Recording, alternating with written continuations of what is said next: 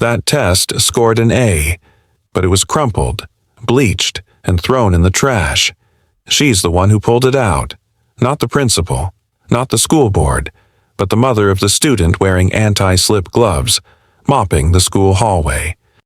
Nia Thompson doesn't have a degree in education. She doesn't teach. She has no official email, just a gray janitor's cart, a temporary staff badge, and a pair of eyes that have watched for 3 years straight.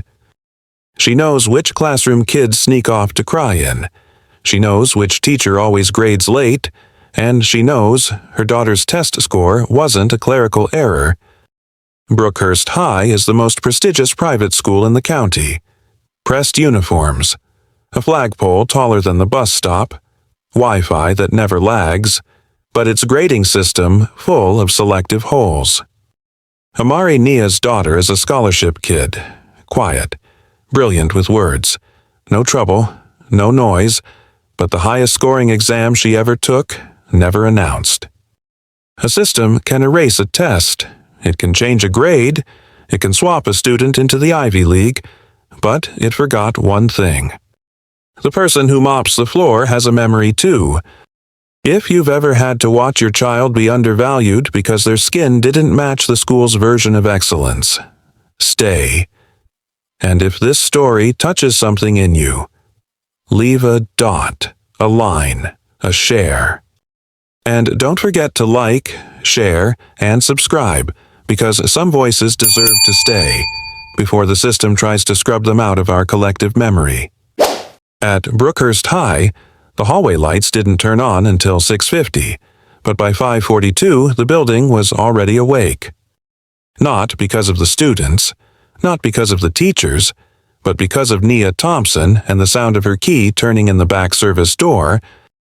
The hallway opened before the world did, before parents dropped off lunches they didn't pack themselves, before the guidance counselor rehearsed her speech about fairness, before the bell rang and reset the illusion of order.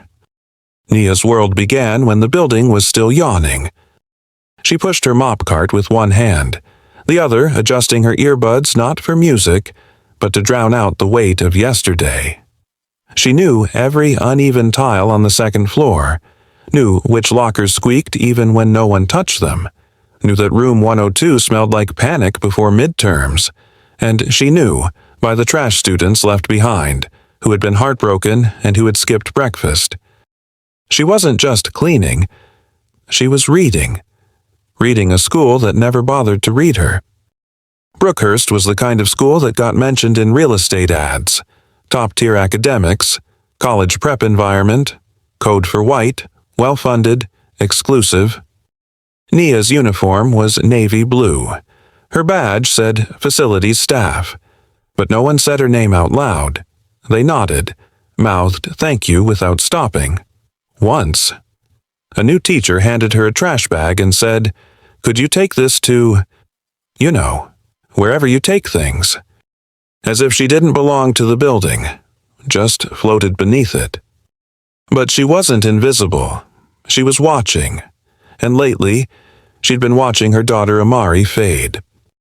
Amari didn't used to avoid eye contact, didn't used to come home quiet, like her voice had been checked at the front desk. She used to carry her books with pride, even when they were second-hand. Now, she walked like the floor didn't deserve her footsteps. That morning, as Nia mopped near the trophy case, she caught sight of a new plaque, Ivy League admissions. 10 years in a row, brass, polished, underneath it, a photo of the top students, all smiles, all white. Nia leaned against her mop. Her shoulder ached, not from the cleaning but from the truth pressing in. This was a building full of names on walls, and yet the one name that mattered to her, Amari Thompson, never seemed to make it past the laminated attendance sheet. Nia took a breath. The scent of bleach hit her like routine. But even bleach couldn't scrub away what she was about to uncover. The trash can was overfilled again. Classroom 9C had a habit of crumpling truth like it was scrap paper. Nia knew the drill latex gloves, half-full garbage bags, crumpled notes with hearts and slurs in equal measure. She didn't read them. Not usually, until that morning. She reached into the corner bin, the one by the window, and her hand landed on a paper different from the rest. Not a doodle, not gossip, not candy wrappers. The paper was neatly folded, then violently crumpled, ink still fresh, like it hadn't been meant to be there. She paused, unfolded, read, and her breath caught. Analyze the relevance of Langston Hughes's Let America Be America Again in the context of present-day education. The handwriting was familiar, slanted, steady, meticulous. Each paragraph carried weight, each sentence, intention. The language wasn't flowery, it was precise, direct, confident. A closing line read, "When a system asks me to believe in a dream, it has never given me tools to reach. That's not education, that's erasure." Nia's eyes didn't go to the grade first. They went to the name Amari Thompson, top left corner, ink dark, unshaken. Then the red circle, a smooth, deliberate A, underlined. Twice. Nia stood still for a moment. The hallway was empty, but the world around her was suddenly loud.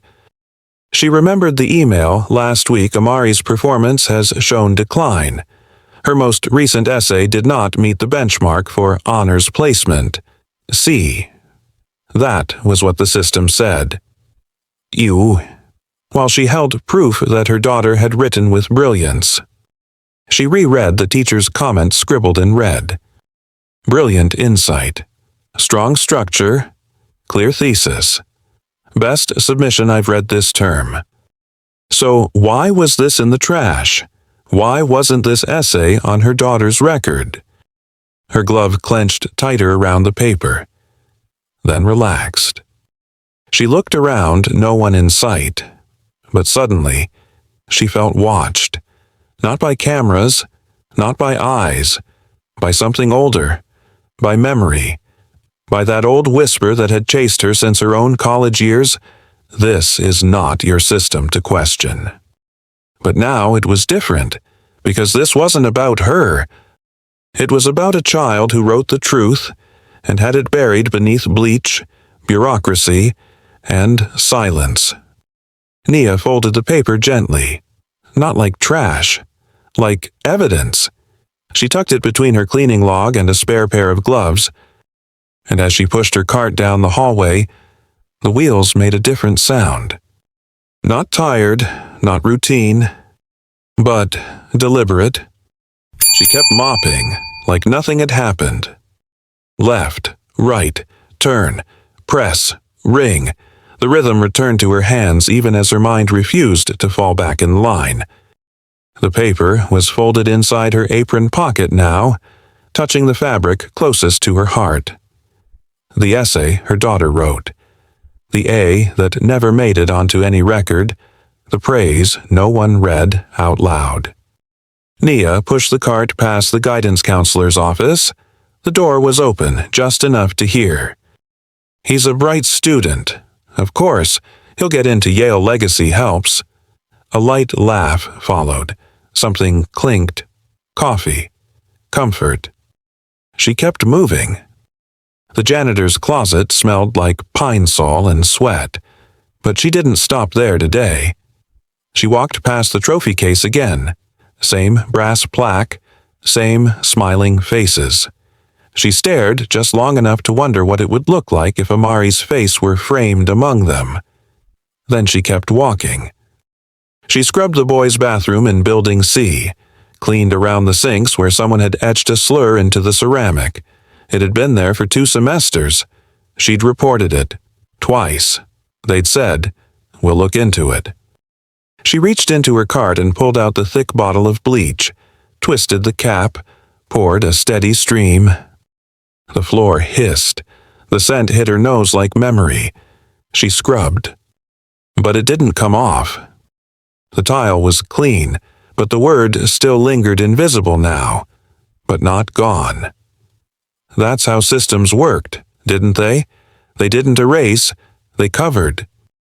Like a C slapped on an A-grade essay, like a polite smile hiding a closed door, Nia rinsed the mop, wrung it dry, and moved on.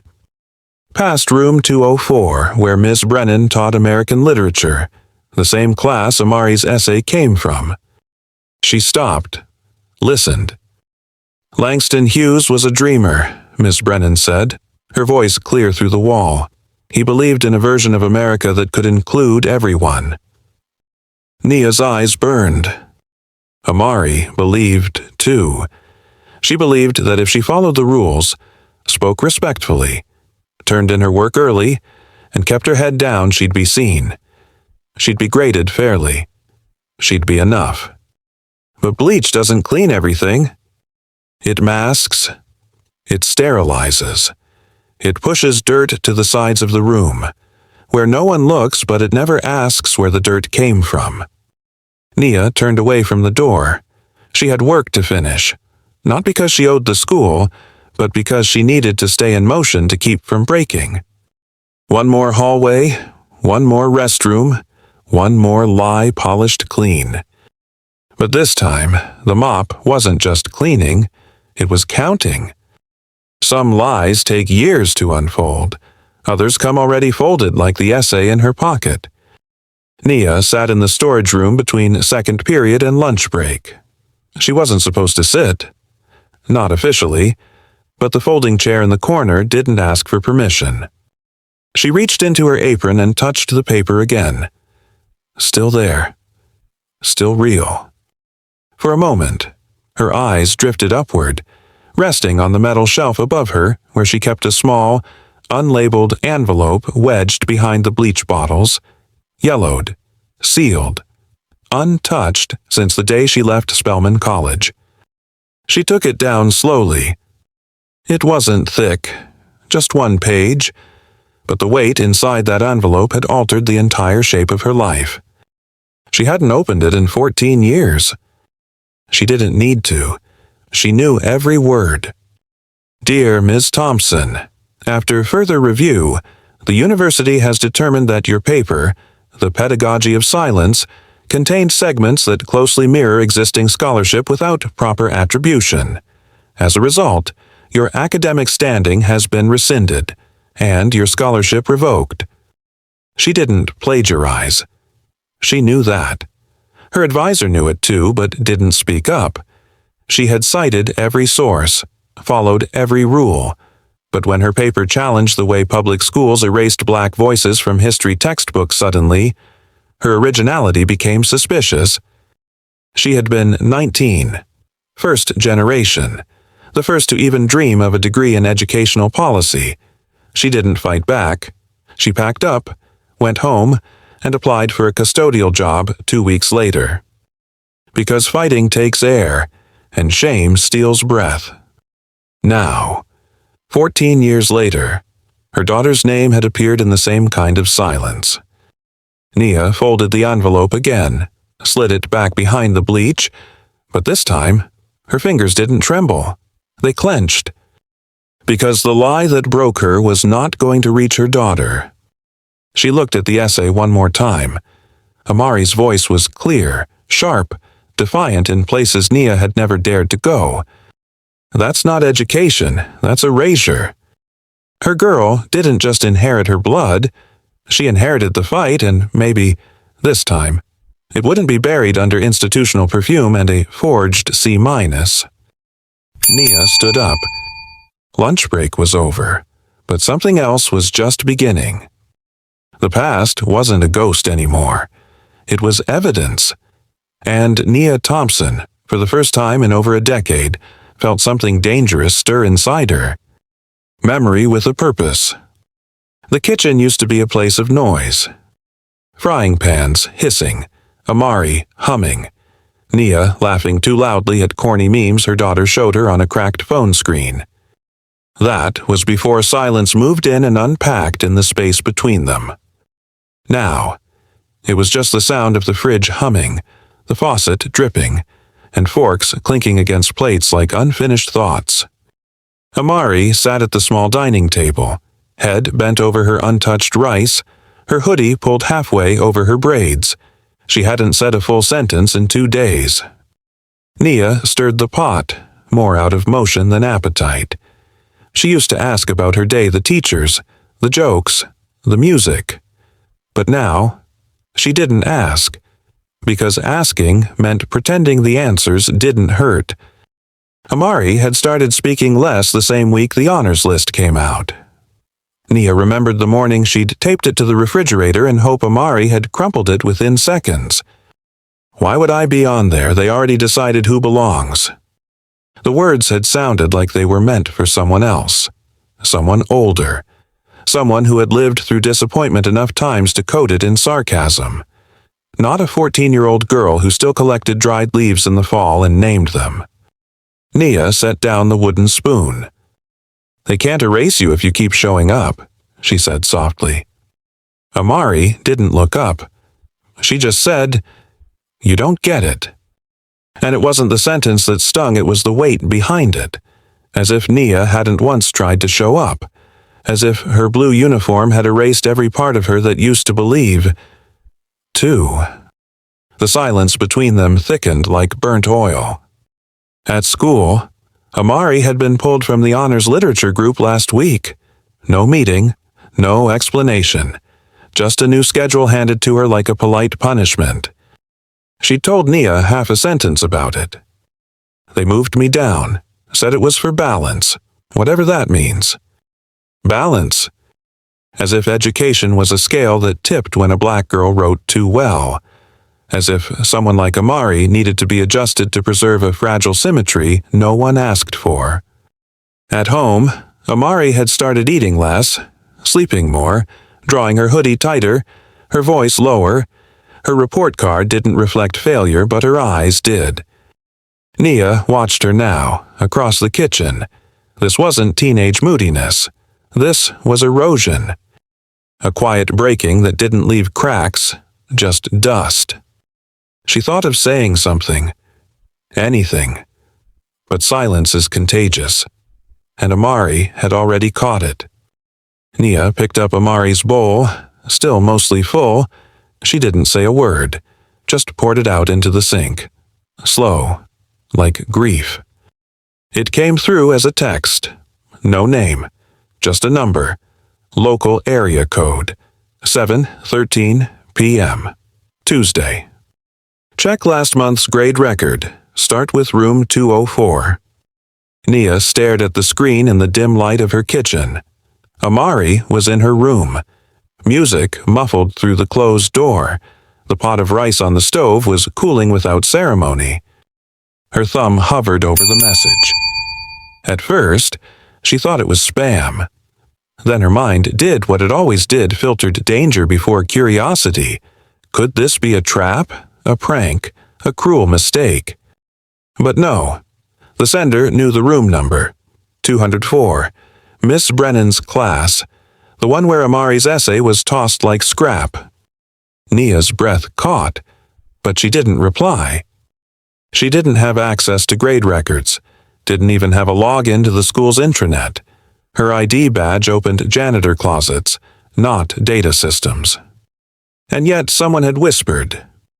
She read the message again, slowly. There was no hello, no how are you, only intention. It felt careful, like someone who had too much to lose to speak out loud, like someone on the inside.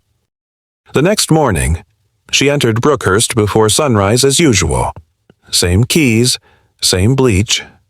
But this time, her fingers trembled slightly on the mop handle. She pushed the cart down the east hallway toward the main office. Every step felt like walking with a secret, except it wasn't hers. It belonged to whoever sent that message, and to Amari.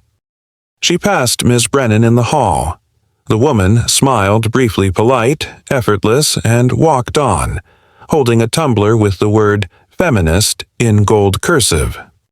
Nia didn't speak. She couldn't. Not yet. Not until she knew more. Not until the fear turned into something sharper. Because right now, it was still fear. Fear of being accused of snooping. Fear of stepping outside her place.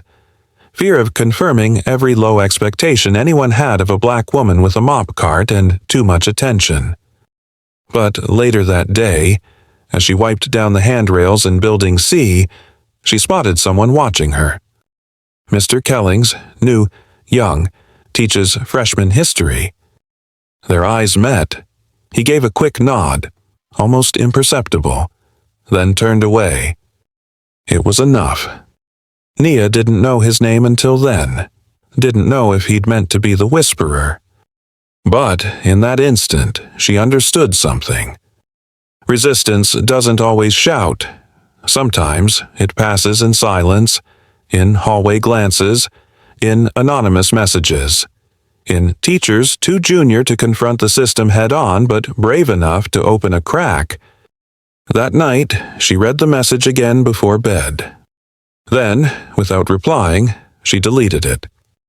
Not because it didn't matter, but because she knew some truths live longer when you don't speak them yet. It started with a bulletin board, nothing fancy, just cork and staples and colored border trim, but the names pinned there had more power than most people realized. Nia passed it every morning without pause, but this time, she stopped. A new sheet had been added, honors track selection spring semester, typed, double-spaced, signed off by the vice principal. She scanned the names, row after row. Every student in 9th and 10th grade flagged for advanced consideration. Smiling faces she'd seen giggling in the cafeteria, tossing Starbucks cups half full into bins she emptied. Then came the shock Amari's name wasn't there. She read the list again, top to bottom. Not a mistake, not a misprint, just missing. Nia's jaw tightened. Amari's GPA had never dropped below 3.8. She'd submitted every paper early, stayed after school, never missed a day.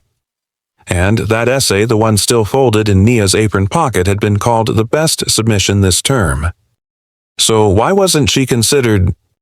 Later that afternoon, while wiping the glass doors to the library, Nia overheard two students talking. My mom emailed the counselor directly, said I needed enrichment. That's how I got moved up. Yeah, same. My dad called Mr. Halston, said we didn't move here for standard placement. They laughed. Not cruelly, not even maliciously, just casually. Casual the way privilege always sounded when it wasn't aware of itself. Honors track. It sounded so simple, so academic. But Nia now saw it for what it was. A hallway with no signs, a classroom with no locked door but one you were never invited into unless someone whispered your name to the right people. And if no one whispered for you, you stayed out. Even if you earned your place, even if you wrote your way through centuries of silence and handed it in on time. She walked to the main office during lunch, wiping her hands on her work pants. The secretary barely looked up. Nia didn't speak, just paused long enough to see the laminated policy pinned behind the desk. Criteria for honors placement. Academic performance, demonstrated potential. Faculty recommendation. Administrative discretion. There it was, buried in official print. Administrative discretion. Two words that could mean anything, or nothing, and in Amari's case meant exclusion. Nia stood in the hallway again, looking at the list. 13 names, 11 white, 2 mixed, none black. A wall, not made of bricks or rules, but built from quiet omissions, polished policies. Smiles that said, "We're fair," while fingers shuffled the deck just enough to keep the table clean. She turned away from the board, slowly. The floor beneath her felt even. But the system wasn't. It happened near the vending machine, just after fourth period. Nia was restocking the paper towels outside the boys' restroom. Head down, movement steady, invisible, as usual. That's when she heard its soft steps, then a voice. Not loud, not afraid, just intentional. Miss Thompson. She looked up. Elliot Green. Sharp jawline, hair too neat for a teenager, honors track hoodie. Everyone knew Elliot, debate team captain, national merit semifinalist. He was on every poster for Brookhurst's college success campaign. Nia blinked. Yes? He glanced around, then lowered his voice. I hope this isn't weird. I wanted to say something. She stood still, unsure if this was about a spill or a complaint. He shifted awkwardly. It's about Amari. I know she's your daughter. A pause. She's brilliant. Like, every time we had a literature essay, hers was the one I worried about. Mine would come back with excellent, and hers would come back with notes like provocative, urgent, essential. I even asked to read one of her drafts once. It was better than mine. He scratched the back of his neck. Didn't quite meet her eyes. But she wasn't moved into honors with the rest of us. Even after her average went up, it just doesn't make sense. The words hung there, between them. Clean, unpolished, honest. Nia didn't reply right away. She looked at him, a boy being raised inside the system, and yet somehow still able to see beyond it. Thank you, she said quietly. Elliot nodded, then hesitated. I don't know if I should be saying this, but I've heard things. Like, certain names just don't get considered. And sometimes it's not about grades, it's about who speaks up for you, who sees you. He wasn't trying to be a hero. He wasn't giving a speech. He was whispering the truth in a hallway built to mute it. Nia felt something shift in her chest. Not rage, not grief, but recognition. She had spent weeks doubting her instincts, wondering if she was just being too sensitive, too protective, or too tired. But here was the school's golden boy confirming what she already knew. There was a door, and it was shut, but someone inside had just turned the lock from the other side. That evening, Nia wrote Elliot's name in a notebook she kept hidden behind the cereal boxes. Not to use, not yet, but to remember. Because when the time came, and it would, she'd need the names of those who saw clearly before the curtains were pulled back. At midnight, the school was quiet, but Nia wasn't sleeping. She sat at the kitchen table, eyes heavy but alert, a notebook open in front of her. The same notebook where she once tracked cleaning supply requests and repair tickets. Now, it was tracking something else. Discrepancies, patterns, names. Beside the notebook sat a printout salvaged from the teacher's lounge earlier that week, left face down on a copier, grade summaries by class section, not yet finalized. It wasn't meant for her eyes, but it had arrived. She began her quiet audit, one column at a time. Student name, essay grade, final grade, notes. She wrote Amari's name first. Essay A, final grade C, notes needs additional focus. She paused, drew a line between the two columns. Then added another name, Jaden Lewis, 10th grade, black, known for winning the school poetry slam. Essay A, final grade B, notes, participation low. Then another, Keisha Moore, debate team, 9th grade, black. Essay B+, final grade C notes, lacks consistency. She kept going. 8 names, all black students. Each had a similar pattern, 1 grade on the assignment, a mysteriously lower final mark, always by just enough to miss the honors cutoff. And the notes vague, subjective, unmeasurable. Meanwhile, students with similar or even weaker essay marks but different skin tones had retained their high grades. No sudden deductions, no needs improvement, just, well done, keep it up, great insight. By 1:17 a.m., her hand ached from writing. She leaned back in the chair, let the numbers sit in silence. This wasn't an error. This wasn't random. This was deliberate filtration. A slow drip, not a flood.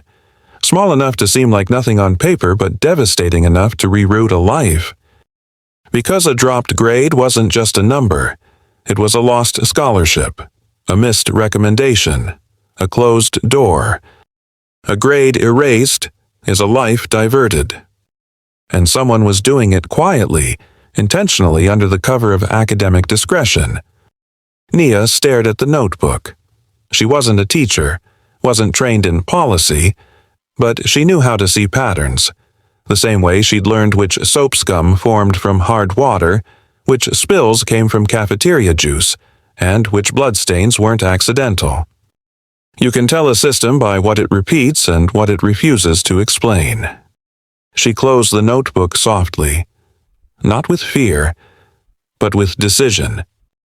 She wasn't ready to confront the school yet, not without more, but she had crossed a threshold in her mind from suspicion to certainty. The truth wasn't just in her gut anymore, it was in ink. Rubber gloves don't just protect hands. Sometimes they protect intent. Each morning, Nia slid on the same pair powder-free, size medium, latex gray. To the rest of the world, it looked like habit. To her, it was armor. She wasn't just cleaning anymore, she was watching. And under the quiet rhythm of bleach and mop strokes, she had become something else entirely. A recorder, a witness, an invisible archive. She kept a tiny notepad tucked behind the trash liner in her cart. Not digital, not searchable, just lines and scribbles only she could decipher. Room numbers, initials, dates, snippets of overheard comments that didn't sit right. She's bright, but not quite honors material. Some families just don't have the follow-through. Let's keep things balanced this year. She didn't react when she heard them. Didn't pause. Didn't confront. She just cleaned and wrote. In room 204, she noted the pattern 3 top essays from black students, all marked by Miss Brennan, each downgraded on engagement, no rubric, just gut. In the staff lounge, she noted how only certain teachers reviewed honors nominations, the same ones every semester, all white, all tenure, all fluent in the language of plausible deniability. She also tracked who looked away. Mr. Kelling's the one who nodded in the hallway, still silent, still present, but his eyes lingered when student names came up. Miss Frampton, guidance counselor, knew every student's GPA, but acted surprised when Amari's name was mentioned. Principal Hartley smiled at every family on parent night, but never once called Nia by her name. What started as quiet fury had become quiet record-keeping. She was no longer guessing. She was compiling. She knew which essays had been changed. She'd seen original drafts in recycling bins, compared feedback styles between students, noticed how white students got constructive critique and black students got concerns. It wasn't overt racism. It was maintenance. Systemic maintenance disguised as rigor. At home, she copied everything into a second notebook. Careful handwriting, columns, patterns.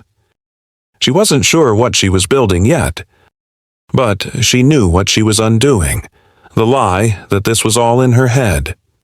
One afternoon, while scrubbing a water fountain near the main stairwell, she overheard a senior teacher laugh. "I tell my kids, it's not what you write, it's who reads it." Nia didn't look up, just pressed her glove deeper against the chrome, and thought. It's not what you clean, it's what you see while you clean. It happened outside the girls' locker room, between third and fourth period, a place that usually smelled of cheap body spray and sweat-stained towels. But today it smelled like something else. Accusation. Nia had just finished wiping down the trophy glass in the hallway when she saw them. 2 teachers, 1 security guard, and Amari. Her daughter stood with her back against the lockers, arms crossed tightly, chin trembling in that way only Nia could recognize. She wasn't afraid. She was trying not to explode. Mrs. Frampton, the guidance counselor, spoke first. "We found a copy of the literature midterm outline in your backpack. It wasn't supposed to be released yet." Amari didn't blink.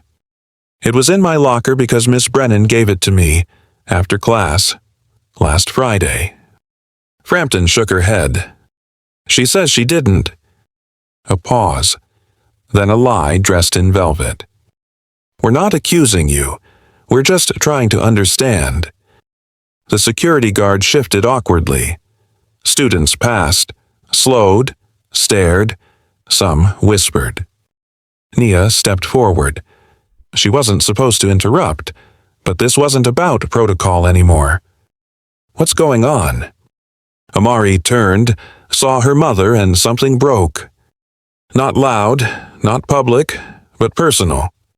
She shook her head. Her voice cracked. "You always show up when it's already too late?" "Amari." "No, I didn't steal anything, and I'm tired of proving I belong every day just to get treated like this." The hallway had gone silent. Frampton's eyes widened. The security guard took a half-step back. Amari's chest heaved, tears now hot, defiant. "I don't need you to wipe floors. Mom, I need you to stand up." The sentence hit Nia harder than she expected. She had stood up in her own way, silently, carefully, with notebooks and rubber gloves, but Amari hadn't seen that. All she saw was her mother, always after the fact, always cleaning what was done, never stopping what was coming. Nia swallowed, her hands clenched. Not from anger, from recognition. Because she, too, once stood in a hallway like this, younger, powerless, and watched someone walk away when she needed them to stay. Frampton's voice returned, measured. "We'll need to review the camera footage. For now, Amari can return to class." But the damage was done. Not to Amari's record, to her trust. She brushed past them all, eyes forward, shoulders stiff. Nia didn't follow. Not yet. Because standing up the way her daughter needed would take more than presence. It would take action. That night, Nia reopened her notebook, not to record a pattern, but to plan a response, because her daughter was right. Some things can't be mopped away. They have to be confronted. Nia didn't report anyone. She didn't barge into the main office, didn't send an angry email, didn't storm into a classroom demanding apologies. No, she cleaned. She listened. And in that listening, she sharpened. It began with laughter, casual, clipped, just past the teacher's lounge door. "Did you hear what happened with the janitor's kid, poor thing? Bound to snap. Well, some people don't understand boundaries. Entitlement doesn't skip generations." They didn't lower their voices. They didn't whisper, because they didn't see her. A black woman with gloves and a rolling cart becomes part of the building like a fixture, not a presence. But Nia was very much there. She didn't flinch, didn't respond. She simply stepped 2 inches closer to the vent in the hallway, the one that carried sound better than any gossip blog. And that afternoon, when she emptied the trash in room 205, she let the lid swing open longer than needed, just long enough to hear. We're not technically required to notify parents for honors removal. Right, I mean. Unless they ask. Correct. It's discretionary. Well, that mom isn't the type to ask. She's, occupied. Laughter again. Nia smiled. Not because it was funny, but because they were already confessing. All she had to do was collect the truth. And she did. Every night now, the notebook had more pages. Not just names and dates, quotations, shifts in tone, timing of coincidences. She began sketching maps timelines that showed when Amari's grades dropped, when essays were reassigned, when whispers turned to rumors. It was all connected, and it wasn't just Amari. She began to see other patterns, other black students who were praised to their faces and erased on paper. She didn't cry anymore. She didn't rage. She wrote. Because revenge, real revenge, doesn't scream. It listens. It studies. It waits. And when it moves, it's not wild. It's precise. The real shift came when Mr. Kellings, the young history teacher, left a book on the trash cart. Not a note, not a message. Just a book. The Pedagogy of the Oppressed. Inside, underlined in blue ink, when education is not liberating, it becomes an instrument of suppression. Nia traced the line with her glove. No words were needed. The alliance had been formed. Silently, deliberately. That night, she sat at her small kitchen table, surrounded by notes, files, and memory. She turned the notebook to a fresh page, and at the top, she wrote, "What they said when they thought I wasn't listening." She didn't know yet where this would lead. A letter. A lawsuit. A reckoning. But she knew one thing. The mop didn't just clean, it remembered. The trick wasn't knowing what to look for, it was knowing who could find it. Nia didn't have access to the school's grading system, but she remembered someone who once did. Calvin James. Back in college, he was the kid who could bypass any firewall with a flash drive and a bag of chips. Now an underpaid IT technician for a city district no one cared to audit. She hadn't spoken to him in years, but when she messaged him late one night with the words, "I think they're tampering with student records," "I need help," he replied with one sentence. "Meet me at Mama Lou's. Bring tea. I'll bring questions." Over greasy fries and lukewarm sweet tea, she told him everything. The missing A, the downgraded essays, the offhand comments, the erased names. He didn't blink. "Brookhurst runs Power Grade." "Right." Nia nodded. "They think it's secure, but it's just lazy. They archive quarterly, not weekly, which means," he smirked, "we can dig up ghosts." 3 days later, she met him at a public library. No school Wi-Fi, no traceable IP, just 2 laptops, headphones, and a worn-out USB with stickers peeling off. Calvin typed like the keyboard owed him rent. Windows opened, logs appeared, folders buried under misleading names like staff templates and cafeteria forms. Then he found it. Here, grade logs, 7 semesters back. He began pulling records, line by line, student by student. And that's when the pattern emerged. Every semester, the same script. Black students receiving as midterm, only to be downgraded 1 letter, sometimes 2 before the final submission. The note adjusted due to system discrepancy. Same phrase, repeated, for 3 years. System discrepancy. My ass, Calvin muttered. This isn't a glitch. It's a protocol. Nia sat frozen. They weren't just careless. They were organized, deliberate. It's like someone built the racism into the grading backend, he added. No alerts, no flags, just quiet reclassification. Together, they compiled the data, exported spreadsheets, screenshot chains, each entry time-stamped, each change traceable to one of 3 usernames all belonging to long-standing staff. One name stood out: Admin Harper 12, Vice Principal. Nia didn't cry, didn't curse. She just sat still, then whispered, "They've been failing children for sport, and calling it structure." She looked up at Calvin. "Can you make it undeniable?" He grinned. "I don't do, maybe." That night, Nia placed a printed copy of the grade discrepancy table under her mattress. Not hidden out of fear, protected like evidence waiting for the right courtroom. Because now, she wasn't just a mother, or a janitor, or a witness. She was a woman with a data trail, and trails lead somewhere. The smell of steam and cinnamon rolls always filled the cafeteria by 10:30 a.m.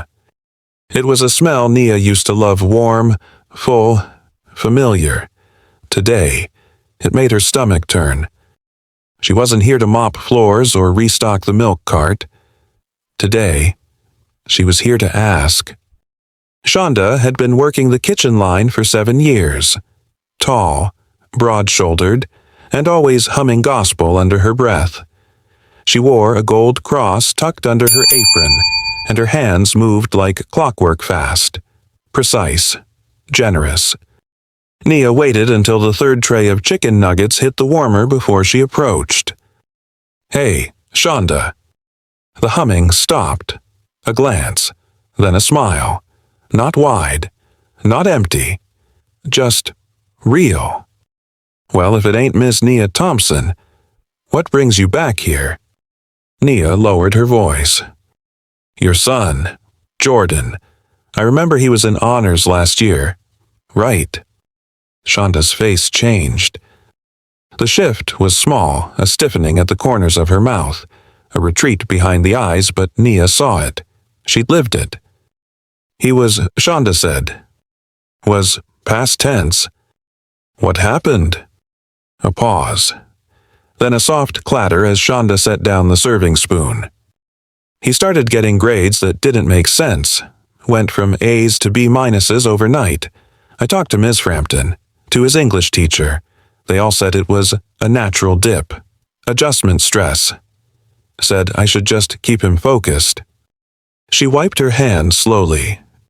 "But I knew my boy. He was writing essays that made me feel small. Reading James Baldwin at 12? Nia swallowed. "So what did you do?" "Tried to fight, went to the school board, got told, grades are final, went to the district, got silence." "And Jordan?" Shonda exhaled. "Started skipping, said school didn't see him anyway. By the spring semester, he transferred to a charter 2 towns over.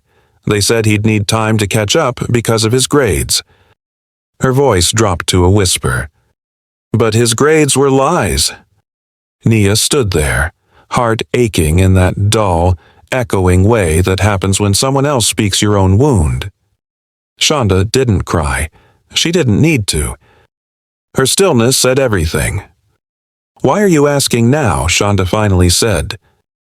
Nia hesitated. "Because it's happening again, and I have proof." A long pause. Then Shonda looked her in the eye, voice low and calm. "If you're gonna do something, do it loud. Don't let them make you doubt what you know. That's how they win." Nia nodded, but she didn't promise anything out loud. Because the storm had already begun, and sometimes the quietest woman in the room is the one pulling the trigger not with bullets, but with records. That night, Nia opened her drawer, took out the printed spreadsheets, and began drafting anonymous envelopes, one for the local paper, one for the school board, one addressed only to the mother who still believes her child. They underestimated her. Not because she was quiet, not because she wore gloves, but because they assumed she didn't know. Didn't know how to access grade portals, didn't know where teachers stored comments, didn't know what data trace meant. What they didn't realize was that Nia had spent her 20s decoding lesson plans, formatting APA citations, and navigating university databases before they erased her degree. With Calvin's help, she downloaded everything. Midterm reports, original rubrics, audit logs with timestamps, internal memos that never made it to parents. The files were nested deep hidden behind generic folder names like 2023 Q3 Adjustment and Student Support Metrics. But the code didn't lie. One folder held unedited gradebooks, spreadsheets that still had the original grades from teachers, untouched. Another folder held revision memos, instructions sent from a central admin account to review the work of underperforming demographics. And in one email, dated nearly a year ago, a teacher had typed, "Should we lower the grade to avoid another optics issue?" replied with, "Just make sure the paper trail's clean." Nia sat at her dining table, the glow of the borrowed laptop casting sharp shadows on her face. She didn't need to embellish anything. The system had written its own confession, line by line, byte by byte. She copied it all onto a single USB drive, black plastic, no label. Then she wrapped it in paper towel, sealed it inside a Ziploc, and slid it into the bottom compartment of her metal lunchbox. The one with the dented corner and the faded sticker that read, "Keep it clean." Every morning, she carried that lunchbox past the vice principal, past the teacher who changed Amari's grade, past the woman in the office who smiled with her teeth but not her eyes. They saw a janitor bringing leftovers. What they didn't see was the evidence resting next to her fork. At night, Nia rehearsed what she would do if the USB was ever discovered. What to say, where the backups were, whose names were protected. But mostly, she rehearsed silence, because revenge didn't require announcement, just completion. What they had forgotten was this. A woman who cleans your messes learns the order of everything. She learns who walks in early and who sneaks out late. She learns what gets thrown out before morning and what gets hidden in the copier tray. And if that woman was once a student, once erased, then she knows exactly what to preserve and what to burn. They thought she couldn't read code. They were wrong. She'd learned to read people, and code was just the polite version of intent. They called her in just before lunch. No prior notice, no context, just a voice on the intercom, flat and clipped. "Amari Thompson, please report to the dean's office." Nia heard it while wiping down the stair railings. The name sliced through the air like a cold wind. By the time she reached the main hallway, Amari was already gone. Her empty locker slightly ajar seemed louder than any slam. In the dean's office, the walls were beige and the judgment was practiced. Dean Pritchard sat behind a desk stacked with discipline slips and unused empathy. Beside him, Mrs. Brennan, the English teacher, arms crossed, eyes sharp. Amari sat across from them, back straight, hands folded, face unreadable. The kind of silence that was more deliberate than defiance. Pritchard cleared his throat. "Amari, we've received multiple reports of disruptive behavior in class, speaking over the teacher, challenging grading decisions, inappropriate tone." Amari didn't respond. He continued. "Specifically, in English, you questioned an assignment in front of your peers and implied. I asked for the rubric. Amari said, calm and slow." Ms. Brennan interrupted. "You didn't ask. Amari, you demanded. You said, and I quote, 'If my work meets the standards, why isn't it recognized? That's not curiosity. That's confrontation.'" Silence again. Then Amari looked up. Not with anger, not with fear, but with something else entirely clarity. Her voice, when it came, was almost too quiet. "You're not used to being questioned by someone like me." Pritchard leaned back, stiff. No one is above accountability here, Amari, gifted or not. And there it was the word they feared, tucked into a warning. Gifted. Amari didn't deny it. She didn't apologize. She just held their gaze, like someone who'd finally realized that her mind was not the problem their system was. After the meeting, no suspension was issued, no official citation, just a vague warning. We'll be watching. And Amari replied, Good, so will I. Nia met her daughter outside the office. They didn't speak for a moment. Then Amari exhaled. They don't like that I know who I am. Nia touched her shoulder. That's not your fault. That's their fear talking. At home that night, Amari sat at the kitchen table, staring at her journal, not writing, just staring. Nia brought her tea. She didn't ask questions. But Amari finally whispered, They want me to shrink. Nia replied softly, Then you take up more space. Because giftedness, when it's black, isn't seen as potential. It's treated as a threat. And this child, this daughter of a janitor, this child of a broken system wasn't shrinking anymore. She was learning how to stand tall in rooms that had never been built for her. The email came at 2:17 a.m.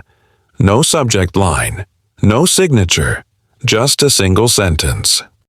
You were right. Listen to this. Attached a 47-second audio file. Nia stared at the screen, heart thudding in the quiet of her kitchen. Amari was asleep in the next room.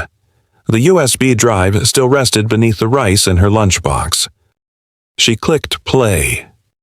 First, silence.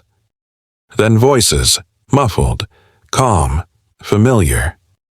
We're not technically violating any law. The system allows discretion. Discretion doesn't mean erasure. We're protecting our IV feeder rates. Prioritizing the strongest profiles helps everyone. You mean the white profiles? Laughter. Well, that's how it's always worked. Why fix what isn't broken? The clip ended. Nia didn't move for a full minute. She just listened to the silence after the truth. Then she opened the email again, scrolled down. At the bottom, in small gray font, was one line. Elliot. Elliot, the top student, the boy who'd once told her. Amari writes better than anyone I know, the son of Principal Harding. He had everything to lose Ivy recommendations, legacy preference, curated essays, connections. And yet, he chose betrayal. Not of his school, but of the system that had made him feel safe because it had made others disappear. The next morning, Nia found him by the lockers. He stood like someone older than 17, shoulders tense, eyes darting. She approached slowly. You sent it. He nodded once. My mom doesn't know. She thinks I'm applying early decision like always. But I can't sit through another assembly about excellence and pretend I didn't hear that. Why now? Nia asked. His voice cracked just slightly. Because Amari got it right. The system's not broken. It's built like this. You're risking a lot. No, he said. I'm returning what was never mine to keep. Nia didn't say thank you, didn't promise protection. She simply said, Truth has a way of rewriting who deserves what. Later that night, she saved the audio file into 3 locations, one on the USB, one on a cloud account registered under a pseudonym, one burned into a CD and hidden inside an old gospel album case. Not because she was paranoid, because she'd learned how fragile truth became once it threatened someone's reputation. And somewhere, in the Harding household, a son was teaching his father something legacy never prepared him for. That silence is no longer loyalty, and whiteness is no longer an excuse. The library was nearly empty when they met. Nia had asked him to choose the place, and he chose the quietest one, not because he feared being heard, but because some truths need space to land. Elliot sat across from her, legs tapping nervously beneath the table, his school badge still clipped neatly to his sweater, still the top student, still the principal's son. But not the same boy anymore. They always said I had a legacy to carry. Elliot started, that my last name opened doors. He paused. But I kept walking through those doors, pretending I didn't hear them close behind me, behind people like Amari. Nia said nothing. She let the silence stretch, a kind of silence that held weight, not absence. I didn't send you that file because I wanted revenge, Elliot said. I sent it because I couldn't unhear it. His voice cracked at the edges, not from fear, but conviction. I can't unknow that the school builds success by hiding who they deny it to. Nia studied him, his hands, pale and clenched, his eyes, steady but worn. And suddenly, she no longer saw the principal's son.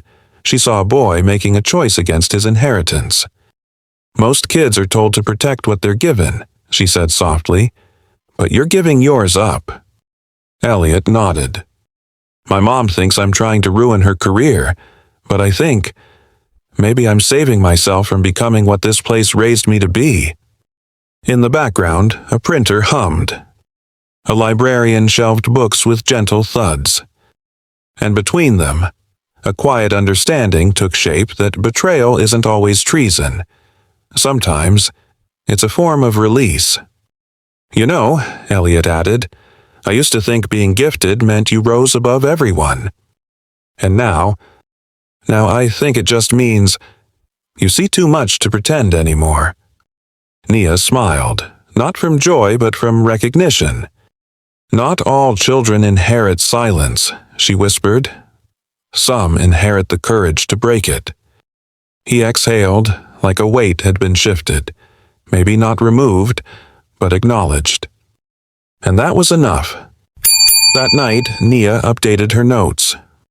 But instead of names and codes, she wrote something new. A quote from memory. The system survives by keeping good kids complicit, but some of them choose to be dangerous instead. She underlined the word. Dangerous. Not in the way they meant not violent, not reckless, but dangerous in the quietest, sharpest sense. Truthful. No name, no return address, no signature. Just a single manila envelope, dropped in the mailbox of the State Board of Education, 121 miles away from Brookhurst Elementary. Inside, a USB, a printed report, a spreadsheet, a transcript of the audio clip, and a handwritten title page in black ink. Internal grade tampering patterns at Brookhurst, 3-year review. That's all. Nia didn't watch the mail truck leave town. She didn't tell anyone it was her, not even Amari. But she knew one thing. Anonymous truth, when it's true enough, burns brighter than any name could handle. 3 weeks passed. No emails, no calls, no town hall meetings. The school pretended everything was normal. Until one Monday morning, Ms. Langston, the secretary, stepped out of the office, face pale and tight. Staff, please check your email. Immediate changes are being implemented. Within minutes, the whispers began. They placed him on leave. Who filed the report states auditing the honors program. I heard the superintendent came in person. No one said Principal Harding aloud, like his name had become too heavy. Nia heard it all from the corner of the hallway, mop in hand, headphones off, not eavesdropping, just listening the way people do when they've been ignored so long.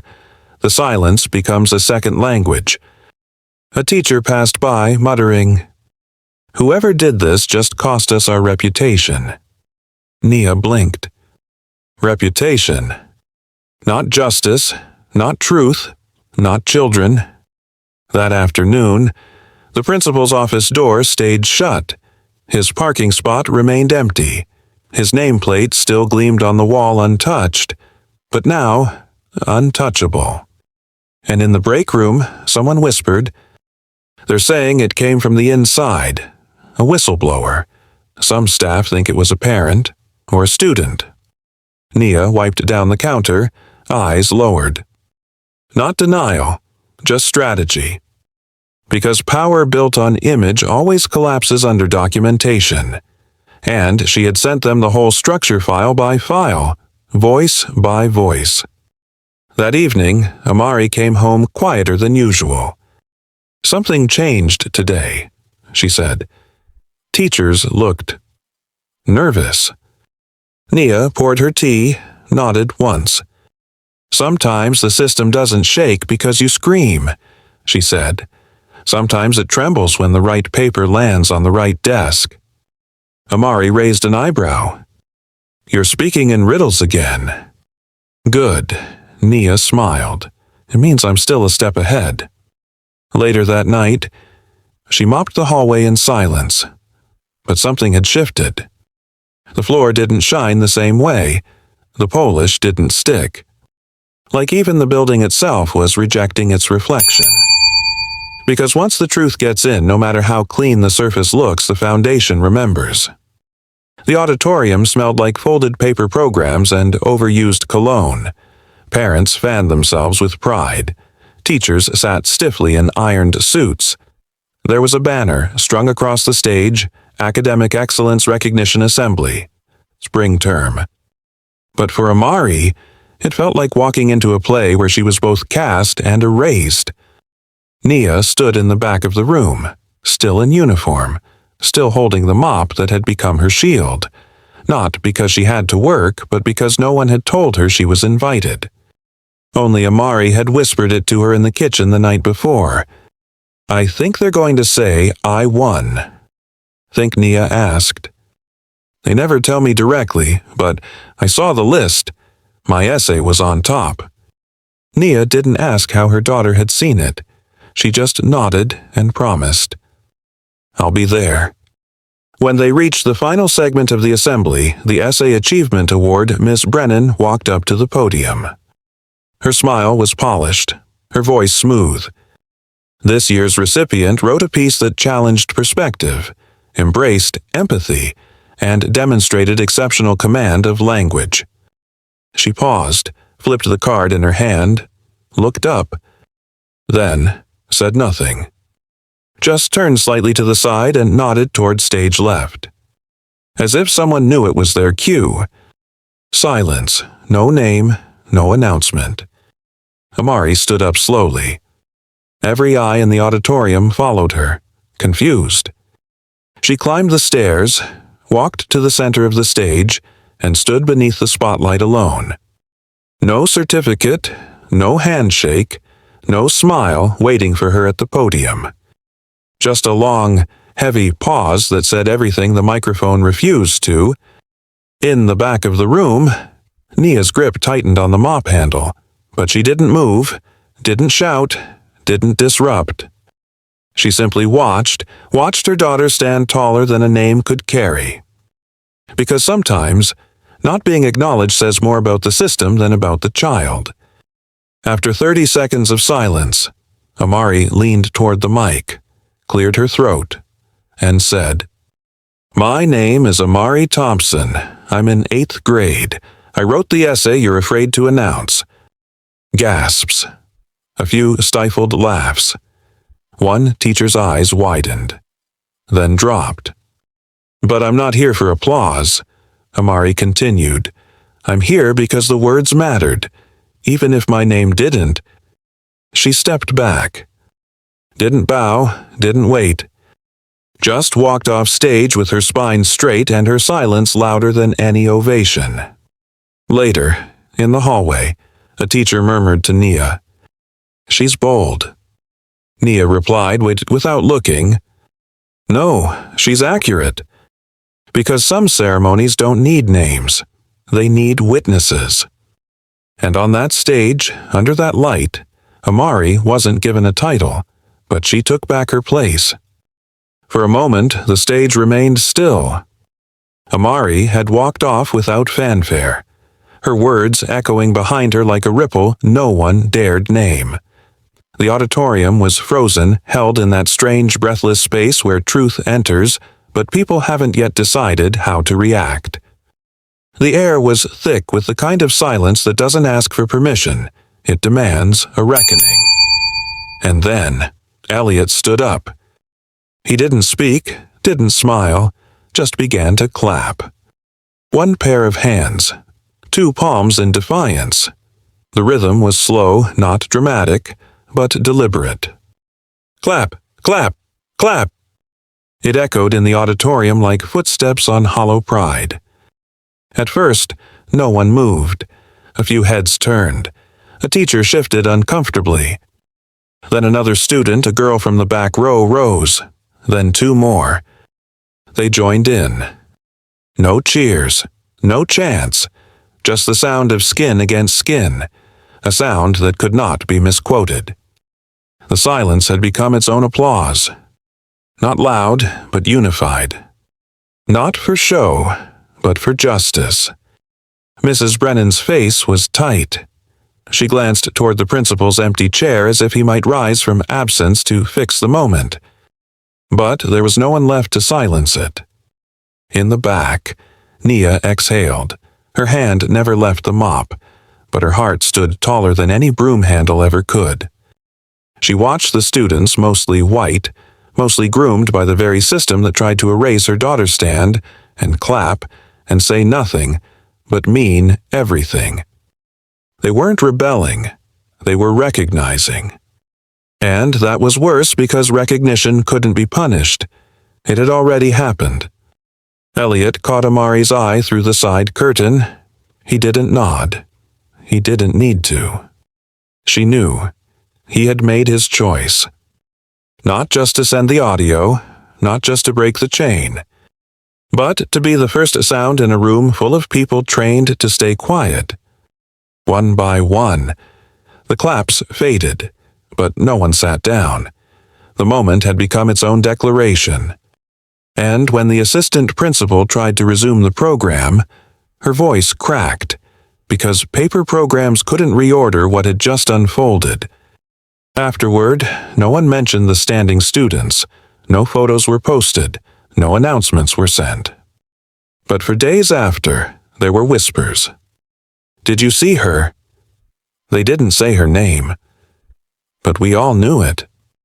Because sometimes the most powerful standing ovation doesn't need a microphone. It just needs one person to stop pretending they didn't hear the silence. And let it clap. The letter was only 5 lines long. Typed, left aligned, signed with ink that had scrubbed toilets, lifted trash, polished floors until they shone lies back at themselves. Nia folded it carefully and slid it across the front desk. Mrs. Langston didn't speak. She just read the lines once and looked up with something between surprise and respect. Are you sure? Nia nodded. Not fast, not dramatic, just steady. Yes, I'm sure. Because this wasn't an exit, it was a shift. She clocked out for the last time with hands that had once trembled holding a broom now steady enough to hold systems accountable. Took off the rubber gloves, hung up the blue smock, pressed the staff badge into the tray. Then walked out the side door, the one she'd entered for years. Always unnoticed. Today, it felt like a threshold. At home, Amari watched her mother pack the mop away in the corner closet. You're really not going back. Nia smiled. Not to clean, not like that. Then what now? Nia held up a thin envelope, the kind used for official government documents. I've been hired. Part-time. Office of Educational Equity and Review. Amari blinked. You're going to work for the people you reported to. No, Nia said, voice calm. I'm going to work for the children they keep ignoring. The job wouldn't pay much. She'd have to take the bus across town. The office was 3 floors above a DMV and smelled like reheated bureaucracy. But when she entered that building for the first time, she wasn't wearing gloves. She was carrying a binder, full of names, dates, proof, and questions no one else had bothered to ask. Her new desk was beside a flickering light.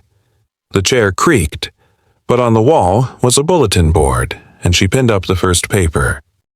Brookhurst Audit, Preliminary Findings. Underneath, she scribbled in pen. Not the beginning, not the end, just the shift. Meanwhile, at Brookhurst, the janitor's closet sat untouched for days. No replacement came immediately. The floor started to dull again. Because they hadn't lost just a cleaner. They'd lost a witness, a documentarian, a quiet resistance that had swept more than dirt. Nia didn't walk away. She just changed the room where she'd be heard. Because some truths don't disappear. They move. And some exits aren't escapes, they're entries into the version of you the system couldn't erase. The refrigerator door had long been a gallery of quiet things. Expired coupons. A drawing from when Amari was 7, a wobbly rainbow over a stick figure with a broom. A magnet shaped like a book that read, "Knowledge is power, but memory is resistance." But today, it held something new. No glitter, no frame. Just a single sheet of paper, slightly crumpled at the corner. It was Amari's original essay, the one Nia had found months ago in a trash bin, marked confidential disposal. The one that had earned an A on paper, but a C- in the system. Now it sat in full view, taped beside a note in Amari's handwriting. They tried to erase this, but I'm still here. Nia noticed it when she got home late, coat still dusted with the city's tired wind. She didn't say anything, just walked over and looked at it for a while. Not to reread, not to double-check the grade, just to remember. "You're not mad I put it up there?" Amari asked from the doorway. "Why would I be?" "Because it's just a grade." Nia turned, voice quiet but steady. "Exactly. That's why it needs to be seen." In that moment, they both understood this wasn't about achievement, it was about persistence. That paper wasn't proof of Amari's ability, it was proof of what someone tried to bury. And yet, there it was, still intact, still speaking. Not because it survived, but because someone decided it wouldn't be forgotten. Amari came closer. "I used to think I needed their approval to matter. And now I think I just need to remember who tried to take it away." Nia smiled, not out of bitterness, but clarity. "The real lesson," she said, "was never in the grade." "Then where was it?" "In the fact that you kept writing anyway." Outside, the wind shifted. Inside, the kitchen felt fuller, not with noise, but with something warmer, like memory growing roots. Later that night, Amari sat at the table with a blank notebook. She wasn't doing homework. She was writing again. Not for points, not for anyone's rubric, just because the words still lived in her. And when words survive systems, they become more than stories. They become signals. The refrigerator door clicked shut behind her. But the paper stayed. Not as a trophy, not as a scar, but as a reminder. Truth, when claimed, can never be thrown away again. The hallway smelled different now. Same floors, same lockers, same bulletin boards curling at the corners, but something was missing. No hum of the floor buffer before sunrise. No quiet shuffle of rubber soles down the east wing. No familiar rustle of gloves brushing door handles while students yawned into their backpacks. Miss Nia was gone. At first, the teachers said nothing. A short email had been circulated. Staff transition, facilities update pending. Please direct requests to Mr. Gibbons until further notice. No details, no goodbye. Just an absence tucked away like dust swept behind the last chair. But children notice what adults pretend not to see. By Thursday, the younger kids had begun to whisper, "She's not sick, is she? Did we do something wrong? Will she come back for the talent show?" No one had answers. Until no one knows who left a message on the whiteboard in room 204. Just one sentence, written in dry erase marker, just above the schedule.